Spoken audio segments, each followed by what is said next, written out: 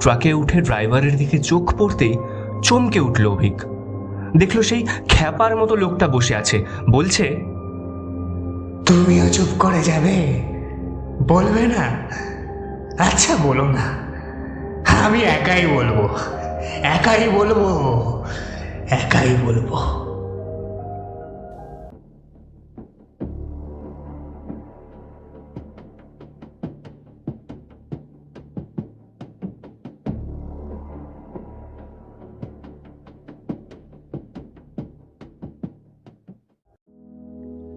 আজ আপনারা highly suspicious অরিজিনালসে শুনবেন সৌমিল সাহার লেখা ছোট গল্প নেক্রোপলিসের লাল অর্কিড। এই গল্পটির যে কোনো রকম কন্টেন্ট পাইরেসির বিরুদ্ধে আইনি ব্যবস্থা নেওয়া হবে। আর কী বা হবে এইসব অসৎ কাজ করে? তার থেকে চলুন গল্পটি শুনে নেওয়া যাক।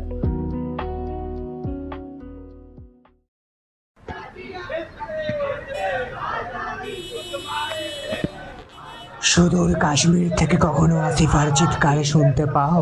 হ্যাঁ, কিংবা দূর থেকে ভেসে আসা বরুণ বিশ্বাসের বুলেটের আওয়াজ, কিংবা ধরুন কামদুনির সেই কিশোরীর চিৎকার। একবার ঘুরে দাঁড়িয়ে শিক্ষার মূল্যবোধের কথাটা ভাববার সময় অবধি নেই। আচ্ছা লোক তো মশাই আপনি। পাশ থেকে একঘেয়ে বকবকানির চোটে মাথা গরম হয়ে যাচ্ছিল অভিকের। সিগন্যাল এমনিতেই জ্যাম, তার মধ্যে কি উটকো ঝামেলা। সামনের মিছিলটাও শেষ হয় না, বিরক্ত লাগছিল অভিকের।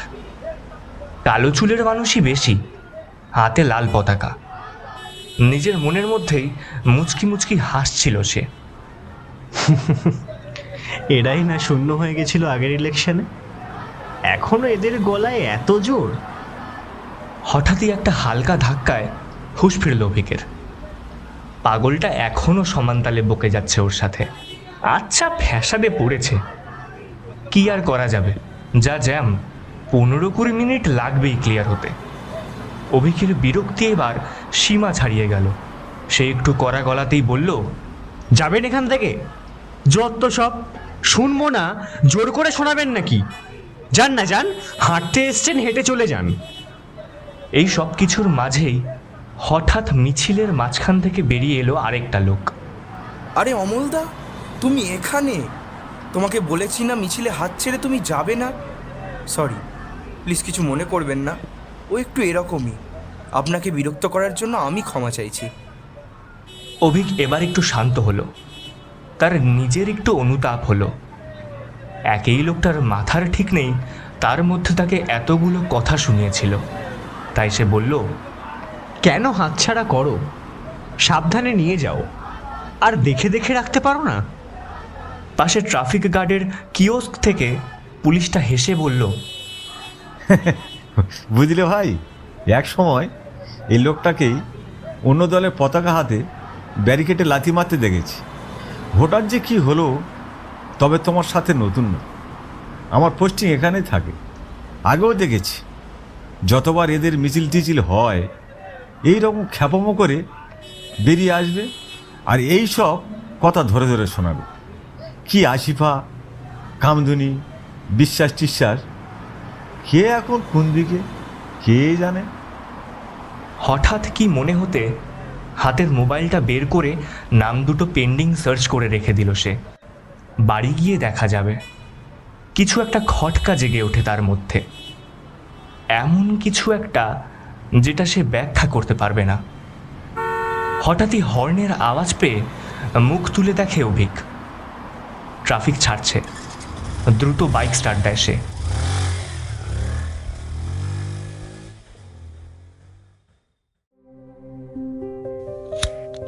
ঘরে এসে ফ্রেশ হয়ে একটা সিগারেট ধরিয়ে মোবাইলটা তুলে ধরে মুখের সামনে। পড়তে থাকে নিউজ কালেকশনগুলো। খুব একটা ইন্টারেস্টিং কিছু না, দুটোই ধর্ষণের খবর, একটা কাশ্মীর আর একটা পশ্চিমবঙ্গের। কিন্তু আরও কি যেন একটা নাম বলেছিল লোকটা, ঠিক মনে করতে পারল না অভিক।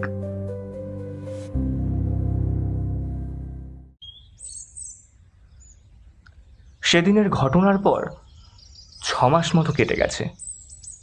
ঘটনাটা সময়ের নিয়মেই চাপা পড়ে গেছে তার মনের মধ্যে। একে এত কাজের চাপ, তার মধ্যে এই সমস্ত ছোট ব্যাপার নিয়ে মাথা ঘামানোর মতো অবস্থা তার নেই। তখন শীতের শুরু। সকালের রেডিওতে বলছিল রাস্তাঘাটে যানজট হতে পারে, কি রাজনৈতিক দলের নাকি সভা আছে ব্রিগেডে, আর তাকে তো অফিস যেতে হবে পিটিএস দিয়েই। তাই বেশ জোরেই গাড়ি চালাচ্ছিল সে, কিন্তু কপাল খারাপ থাকলে যা হয় আর কি। আজকেই পাঞ্চার হতে হলো। হঠাৎই বাইকের পেছনের চাকাটা দুলতে শুরু করতেই দ্রুত গাড়ির গতি কমায় সে। একেবারে বসে গেছে চাকাটা, কি আর করা যাবে। টিউবলেস চাকা না থাকলে এই এক অসুবিধা। গাড়ি সারিয়ে বেরোতে বেরোতে 11টা বেজেই গেল। যথারীতি আবার সেই একই জ্যাম। কলকাতা রাস্তায় মিছিল বেরোলে দারুণ ঝামেলা।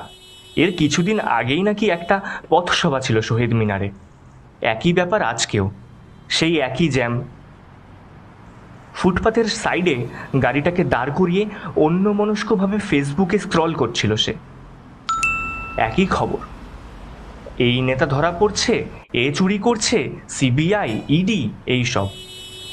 বিরক্ত হয়ে ফোনটা বন্ধ করে পকেটে ঢোকালো সে। মুখ তুলে তাকিয়ে দেখল মিছিলটা তখনও যাচ্ছে, তবে শুধু কোনো এক রঙের পতাকা নয়, লাল সাদা রংধনু সবই আছে। হঠাৎই একটা চেনা গলার স্বর শুনে পেছনে তাকালো অভিক। একটা বাইক আরোহীর সাথে সমানে তর্ক করে যাচ্ছে লোকটা। পরনে ময়লা ফতুয়া গোছের কিছু একটা, উস্কো ফুস্কো চুল, চোখে মোটা কালো ফ্রেমের চশমা। হেলমেটটা মাথা থেকে খুলে অভিক ভালো করে দেখতে চাইল লোকটাকে। বাইকের আরোহী তখন যা তা ভাষায় গালাগাল দিয়ে যাচ্ছে লোকটাকে, আর লোকটাও নাছোড় বান্দা। সেও মুখের ওপর বারবার বলে চলেছে এক কথাগুলো। সুদূর কাশ্মীর থেকে কখনো আসিফার চিৎকার শুনতে পাও, কিংবা দূর থেকে ভেসে আসা বরুণ বিশ্বাসের বুলেটের আওয়াজ, কিংবা ধরুন কামদুনির সেই কিশোরীর চিৎকার। কথাগুলো কানে যেতেই অভিক চিনতে পারে লোকটাকে। আরে, এটা সেই পাগলটা না? তাকেও একবার কি সব বলেছিল। তার চোখের সামনে ভেসে ওঠে 5-6 মাস আগেকার ছবিটা।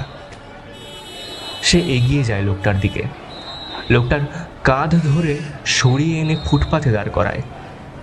লোকটা হঠাৎ এরকম করাতে থতমত খেয়ে ফ্যাল ফ্যাল করে চেয়ে আছে তার দিকে। তার চোখে হতাশা, রাগ আর হারানোর আক্ষেপ। আবার মিছিল থেকে হাত ছেড়ে বেরিয়ে এসেছেন। আপনি চানটা কি বলুন তো? কি পান এসব লোক ভোলানো কথাবার্তা বলে? লোকটা ততক্ষণে একটু ধাতস্থ হয়ে এসেছে। সে আবার বলতে শুরু করলো। পার্ক স্ট্রিটের মেয়েটা কি দোষ করেছিল বলবে? হ্যাঁ হ্যাঁ, আমার বোনটা, সে কি দোষ করেছিল? আচ্ছা, আমার বোনটার কথা বাদ দাও, বাদ দাও।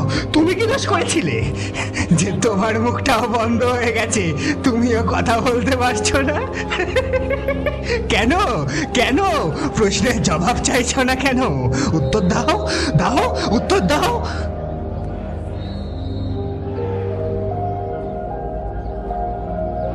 এরকম হঠাৎ প্রশ্ন মানে অভিক কিছুটা যেন ভুলকে যায়। সে কিছু একটা বলতে যাবে, তার আগে মিছিল থেকে একটা ছেলে বেরিয়ে এসেছে। সেই লোকটার দিকে তাকিয়ে সে যেন হাঁপ ছেড়ে বাঁচল। ওহ, তুমি এখানে? তোমাকে হাত ছাড়তে বারবার মানা করেছি না? সারাটা রাস্তা তোমাকে খুঁজতে খুঁজতে এখানে এসেছি, জানো? ছেলেটার কথায় পাগলটা চুপ করে গেছে ঠিকই, কিন্তু আপন মনে বিড়বিড় করেই চলেছে। তার চোখে এখন অভিমানী দৃষ্টি। ছেলেটা বলল, কিছু মনে করবেন না দাদা, ওর মাথাটা একটু ওরকমই, একটু পাগলাটে গোছে। আমি ক্ষমা চাইছি আপনার কাছে। দাঁড়াও। হ্যাঁ বলুন। ইনি তোমার কে হন? দাদা। নিজের? না, পাশের বাড়ির। তা এরকম হলো কি করে? আসলে ওর বোনের একটা অ্যাক্সিডেন্ট হয়েছিল, মারা যায়। তারপর থেকেই ওরকম পাগলাটে হয়ে গেছে। আপনি ছাড়ুন না, কি হবে এসব বলে। আসছি, হ্যাঁ। 1 মিনিট। বলুন। আগে তো উনি অন্য দল করতেন জানতাম, আর এখন হঠাৎ অন্য দলের পতাকা ধরে এইসব পাগলামি করে বেড়াচ্ছেন। তা ওকে ডাক্তার দেখাতে পারো না? কথাটা শোনা মাত্রই ছেলেটা যেন দপ করে চলে উঠল, তীব্র ঝাঁঝের সঙ্গেই বলল, ডাক্তারটা আমার দাদার না, এই সরকারের দেখানো উচিত, যারা একটা মেয়ের কত অংশ ধর্ষিত হয়েছে সেটা নিয়ে প্রশ্ন তোলে। ডাক্তারটা তাদের দেখানো উচিত যারা ধর্মের নামে দেশটাকে শেষ করে দিয়েছে। ডাক্তারটা আপনার দেখানো উচিত, কারণ আপনি এখনো চুপ করে আছেন। আপনার শিরদাঁড়াটাও বিক্রি হয়ে গেছে অন্যদের মতোই। ভাই দাদা দুটোই আস্ত পাগল। বেরোন এখান থেকে, বেরোন। কোত্থেকে এরা আসে কে জানে। ওরা চলে যেতেই মুখ তুলে অভিক দেখল মিছিলটার শেষ দেখা যাচ্ছে। একটা লম্বা লাঠির মাথায় লাল পতাকাটা পতপত করে উঠছে, সেটাই মিছিলের শেষ সীমানা।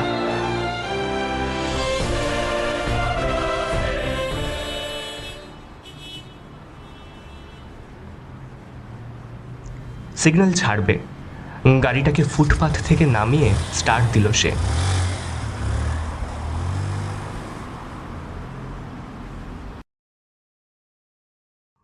কোনো রকমে অফিসে পৌঁছে তার চেয়ারটাতে পিঠ এলিয়ে দিতেই হঠাৎ মনে পড়ল কথাটা। লোকটা কি যেন একটা বিশ্বাসের কথা বলছিল না? সার্চ করলো ইন্টারনেটে, প্রথমে কিছুই পেল না। অনেক রকমভাবে সার্চ করার পর নামটা পেল অভিক। হ্যাঁ, বরুণই ছিল, বরুণ বিশ্বাস। এটাই বলেছিল লোকটা। আর্টিকেলটা পড়ে উঠতে না উঠতেই জেনারেল ম্যানেজারের ঘরে ডাক পড়ল। সেলসের একটা ট্রাক নিয়ে বেহালা যেতে হবে। অগত্যা আবার সেই জেকে সেই জীবন। কোম্পানির গ্যারেজে এসে ট্রাকে উঠে ড্রাইভারের দিকে চোখ পড়তেই চমকে উঠল অভিক। দেখল সেই খ্যাপার মতো লোকটা বসে আছে, বলছে, তুমিও চুপ করে যাবে? বলবে না? আচ্ছা বলো না, আমি একাই বলবো, একাই বলবো, একাই বলবো। হঠাৎই ড্রাইভারের হাতের ঠেলায় চটকা ভাঙে অভিকের। क्या साहब कब निकलेंगे? कब से पता पूछ रहा हूँ, कहाँ जाना है आपको? ধর্মরিয়ে অভিক বলে ওঠে, বেহালা, বেহালা 2/6 14 লেন। সারা দুপুর কলকাতার রাস্তাঘাট চষে কোম্পানির গ্যারেজ থেকে নিজের গাড়িটা বের করে বাড়ি ফিরছিল সে। কিন্তু কিছু একটা চাপা অস্বস্তি অনুভব করছিল বুকের ভিতর। গাড়িটা ইডেনের সামনে দিয়ে ময়দানের দিকে ফেরালো অভিক। হাত পা ছড়িয়ে বসে পড়ল মাঠের মধ্যে। সূর্যটা আস্তে আস্তে ডুবে যাচ্ছে, তার লাল রঙের আভা ছড়িয়ে। পাখিরা ঘরে ফিরছে তাদের ডাক ছেড়ে। সন্ধ্যা নামছে ধীরে ধীরে। আর সে নিজেকে প্রশ্ন করছে, শুনতে পাও অন্যায়ের আস্ফালন? শুনতে পাও ক্ষমতা লোভীদের হুঙ্কার?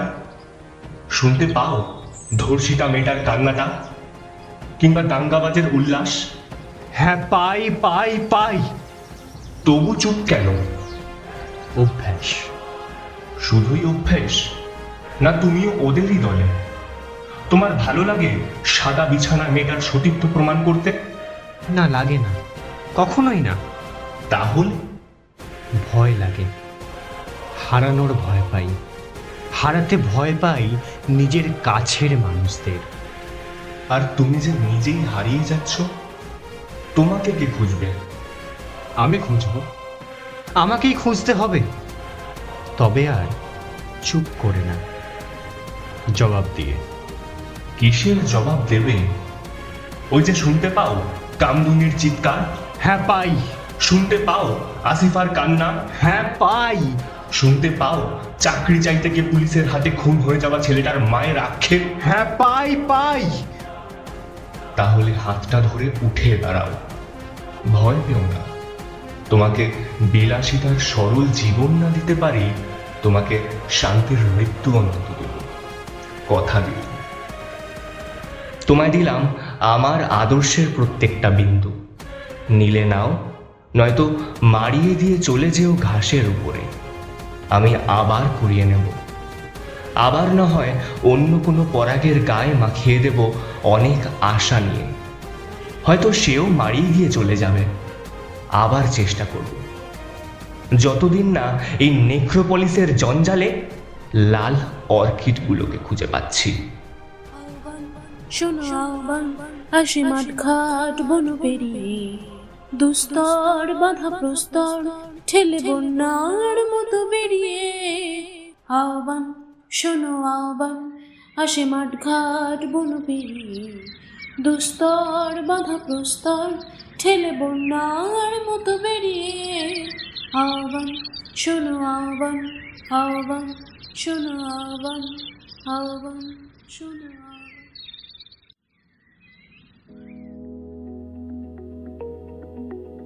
আজকের গল্প তাহলে এখানেই শেষ। আবার দেখা হবে পরের সপ্তাহে নতুন কোনো একটি গল্প নিয়ে। আমাদের গল্প ভালো লাগলে লাইক কমেন্ট করতে ভুলবেন না এবং সাবস্ক্রাইব করুন আমাদের অফিসিয়াল ইউটিউব চ্যানেল হাইলি সাসপিসাস।